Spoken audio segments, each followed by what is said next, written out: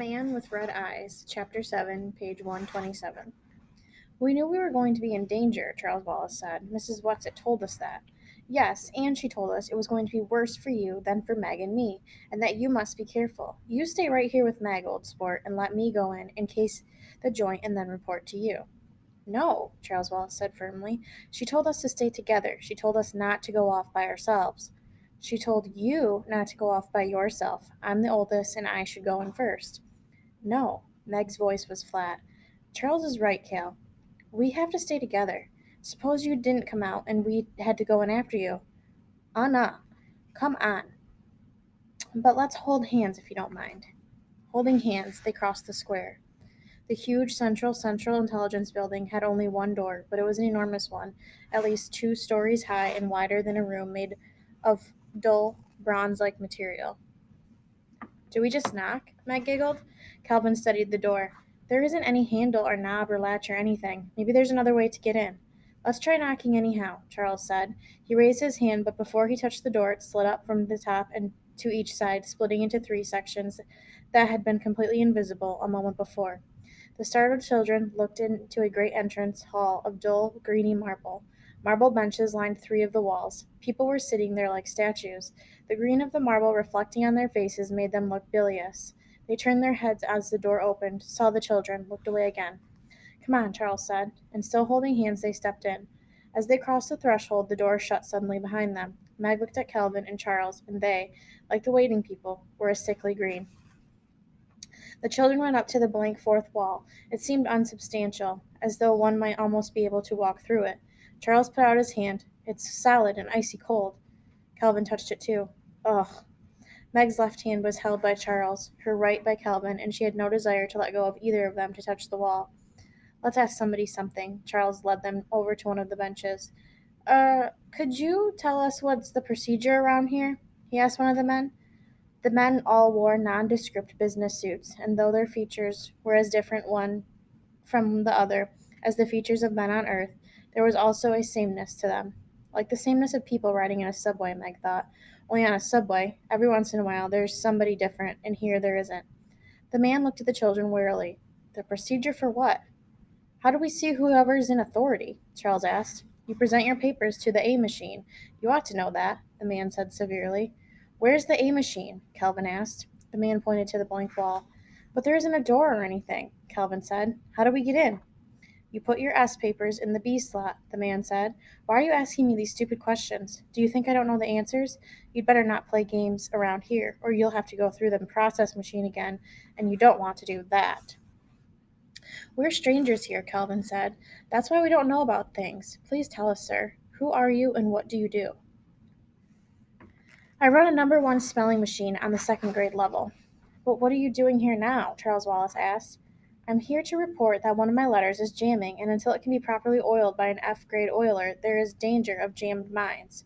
Strawberry jam or raspberry? Charles Wallace murmured. Calvin looked down at Charles and shook his head warningly. Meg gave the little boy's hand a slight, understanding pressure. Charles Wallace, she was quite sure, was not trying to be rude or funny. It was his way of whistling in the dark. The man looked at Charles sharply. I think I shall have to report you. I'm fond of children, due to the nature of my work, and I don't like to get them in trouble. But rather than run the risk of my reprocessing, I must report you. Maybe that's a good idea, Charles said. Who do you report us to? To whom do I report you? Well, to whom then? I'm not on the second grade level yet. I wish he wouldn't act so sure of himself, Meg thought, looking anxiously at Charles and holding his hand more and more tightly until he wriggled his fingers in protest. That's what Mrs. Whatsit said he had to watch. Being proud. Don't, please don't, she thought hard at Charles Wallace. She wondered if Calvin realized that a lot of arrogance was bravado. The man stood up, moving jerkily, as though he had been sitting for a long time. I hope he isn't too hard on you, he murmured, as he led the children toward the empty fourth wall. But I've been processed once, and that was more than enough. And I don't want to get sent to IT. It's I've never been sent to IT, and I can't risk having that happen again. There was it again. What was IT or it? The man took from his pocket a folder filled with papers of every color. He shuffled through them carefully, finally withdrawing one. I've had several reports to make lately. I shall have to ask for a requisition for more A 21 cards. He took the card and put it against the wall. It slid through the marble as though it were being sucked in and disappeared. You may be detained for a few days, the man said, but I'm sure they won't be too hard on you because of your youth. Just relax and don't fight, and it will all be much easier for you. He went back to his seat, leaving the children standing and staring at the blank wall. And suddenly, the wall was no longer there, and they were looking into an enormous room lined with machines. They were not unlike the great computing machines Meg had seen in her science books, and that she knew her father sometimes worked with. Some did not seem to be in use, and other lights were flickering on and off. In one machine, a long tape was being eaten, in another, a series of dot dashes were being punched. Several white-robed attendants were moving about, tending the machines. If they saw the children, they gave no sign. Kelvin muttered something. What? Meg asked him. There is nothing to fear except fear itself, Kelvin said. I'm quoting. Like Mrs. Who. Meg, I'm scared stiff. So am I. Meg held his hand more tightly. Come on. They stepped into the room with the machines. In spite of the enormous width of the room, it was even longer than it was wide. Perspective made the long rows of machines seem almost to meet. The children walked down the center of the room, keeping as far from the machines as possible. Though I don't suppose they're radioactive or anything, Charles Wallace said, or that they're going to reach out and grab us and chew us up. After they had walked for what seemed like miles, they could see that the enormous room did have an end, and that at the end there was something. Charles Wallace said suddenly, and his voice held panic. Don't let go my hands. Hold me tight. He's trying to get at me. Who? Meg squeaked. I don't know, but he's trying to get in at me. I can feel him. Let's go back. Kelvin started to pull away. No, Charles Wallace said. I have to go on. We have to make decisions, and we can't make them if they're based on fear. His voice sounded old and strange and remote. Meg, clasping his small hand tightly, could feel it sweating in hers. As they approached the end of the room, their steps slowed. Before them was a platform. On the platform was a chair, and on the chair was a man. What was there about him that seemed to contain all the coldness and darkness they had felt as they plunged through the black thing on their way to this planet? I've been waiting for you, my dears, the man said. His voice was kind and gentle, not at all the cold and frightening voice Meg had expected. It took her a moment to realize that the voice came from the man. He had not opened his mouth or moved his lips at all, that no real words had been spoken to fall upon her ears, that he had somehow communicated directly into their brains. But how does it happen that there are 3 of you? The man asked. Charles Wallace spoke with harsh boldness, but Meg could feel him trembling. Oh, Kelvin just came along for the ride. Oh, he did he? For a moment there was a sharpness to the voice that spoke into their minds. Then it relaxed and became soothing again. I hope that it has been a pleasant one so far. Very educational, Charles Wallace said. Let Kelvin speak for himself, the man ordered. Kelvin growled, his lips tight, his body rigid. I have nothing to say.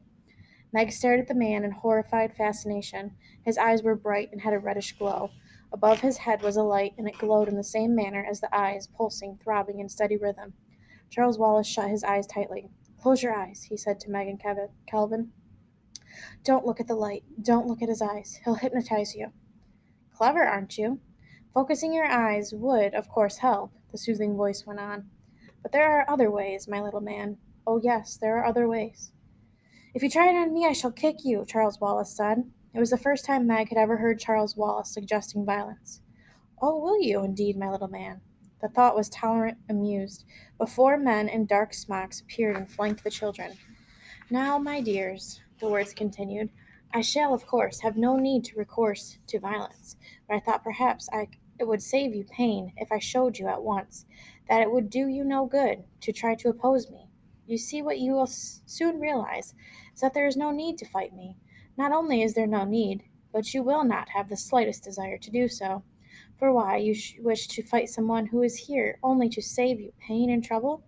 For you, as well as for the rest of all the happy, useful people on this planet, I, in my own strength, am willing to assume all the pain, all the responsibility, all the burdens of thought and decision. We will make our own decisions, thank you, Charles Wallace said. But of course, and our decisions will be one, yours and mine. Don't you see how much better, how much easier for you that is? Let me show you. Let us say the multiplication table together. No, Charles Wallace said. Once 1 is 1, once 2 is 2, once 3 is 3. Mary had a little lamb, Charles Wallace shouted. Its fleece as white as snow. Once 4 is 4, once 5 is 5, once 6 is 6.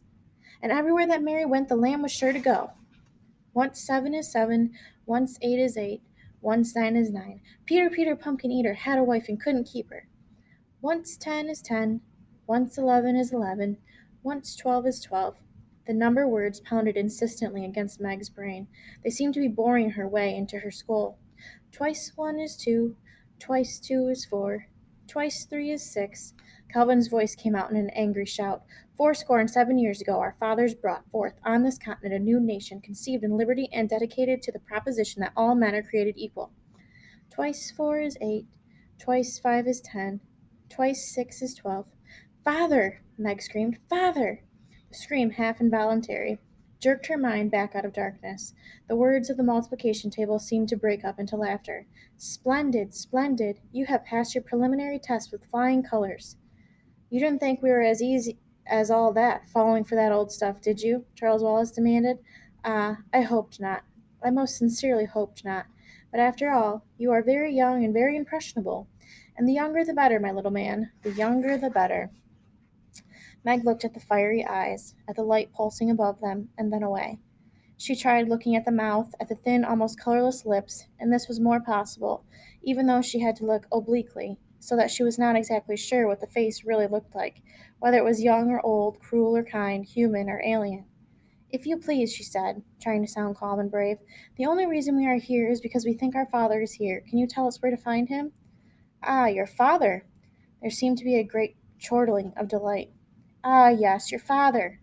It is not can I, you know, young lady, but will I. Will you then? That depends on a number of things. Why do you want your father? Didn't you ever have a father yourself? Meg demanded. You don't want him for a reason? You want him because he's your father. Ah, but he hasn't been acting very like a father lately, has he? Abandoning his wife and his 4 little children and to go gallivanting off on wild adventures of his own? He was working for the government. He'd never have left us otherwise, and we want to see him, please, right now. My, but the little miss is impatient. Patience, patience, young lady. Meg did not tell the man on the chair that patience was not one of her virtues. And by the way, my children, he continued blandly, you don't need to vocalize verbally with me. You know, I can understand you quite as well as you can understand me. Charles Wallace put his hands on his hips defiantly. The spoken word is one of triumphs of a man, he proclaimed, and I intend to continue using it, particularly with people I don't trust.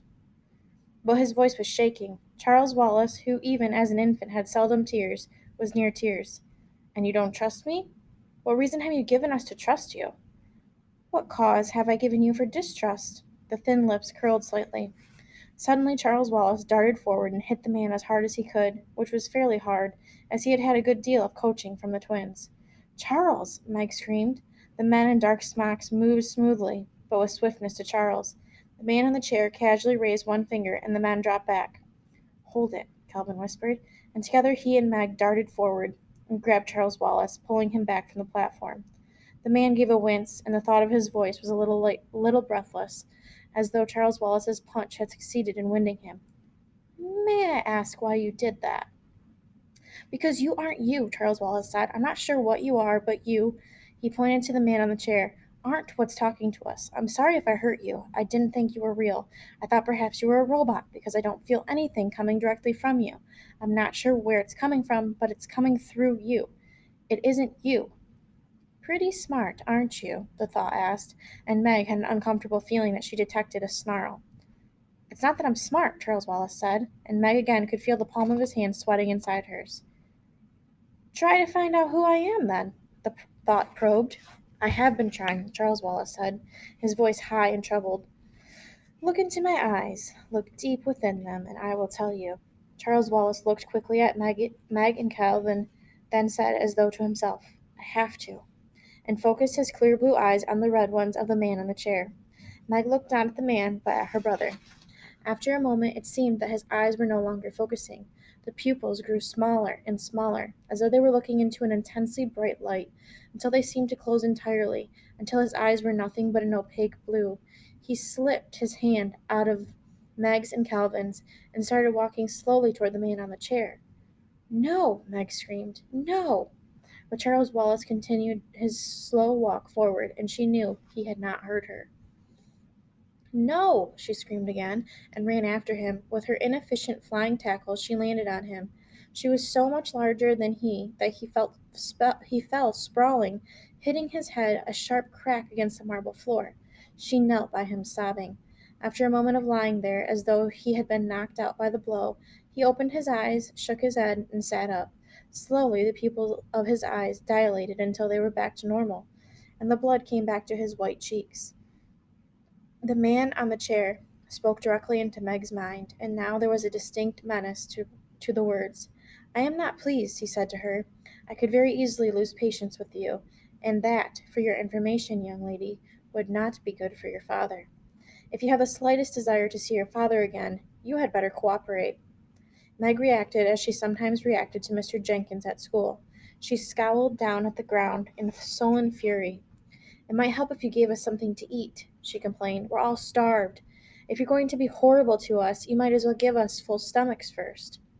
Again, the thoughts coming at her broke into laughter.